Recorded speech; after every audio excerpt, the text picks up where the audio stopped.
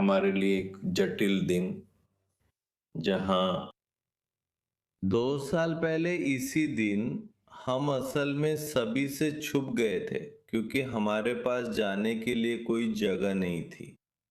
और मेरे लिए ये कहना कितना अजीब, अनोखा, विचित्र और विकृत सा है कि ओ, इस साल अब हमारे पास जाने के लिए एक कब्र तो है।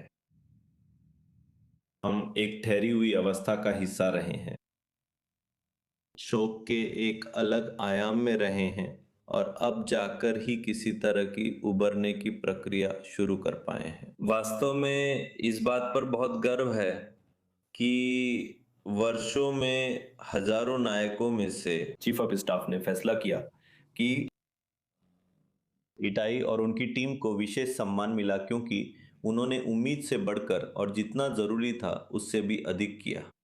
और वे जानते थे कि उनका मिशन लोगों की जान बचाना था, और उन्होंने हिचकिचाहट नहीं दिखाई। वे आग में कूद गए और कई बुरे लोगों को मार गिराया, जो सिर्फ इसलिए यहूदी लोगों को मारना चाहते थे क्योंकि वे यहूदी हैं। उन्होंने सबसे बड़ी कुर्बानी दी। और हमारे लिए, आप जानते हैं, ये एक मुश्किल दिन है, यहाँ बैठकर ये सोचने के लिए कि इताई भविष्य में क्या नहीं कर पाएगा, वो किस तरह की जिंदगी जी सकता था। जो दर्द आप बयान कर रही हैं वो इस समय पूरे देश में महसूस किया जा रहा है। वो एक इजरायली हीरो हैं और हमें याद है कि पिछले 2.5 सालों में हमारी कई बार बात हुई। हमें उनके परिवार के लिए प्यार की कई यादें हैं। उन्होंने एक सैनिक से वीकेंड की छुट्टी बदली ताकि वो 1 हफ्ते बाद अपने भाई के बार मिज़्वा के लिए घर रह सकें।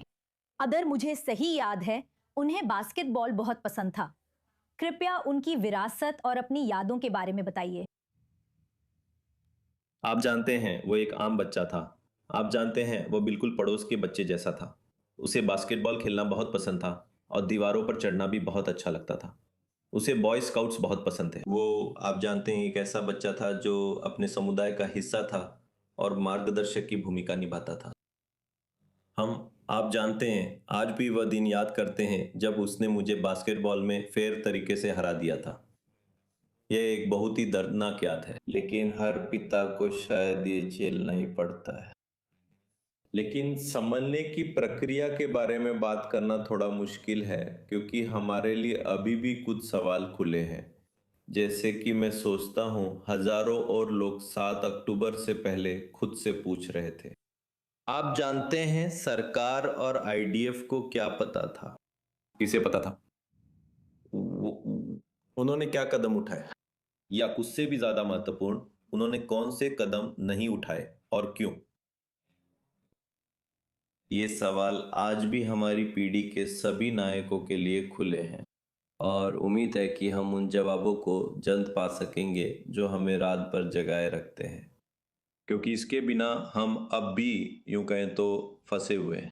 और मुझे उम्मीद है कि हम कम से कम किसी तरह की कोई समिति गठित होती देखेंगे, जो हमें ये जानने का मौका देगी कि असल में क्या हुआ था 7 अक्टूबर से पहले।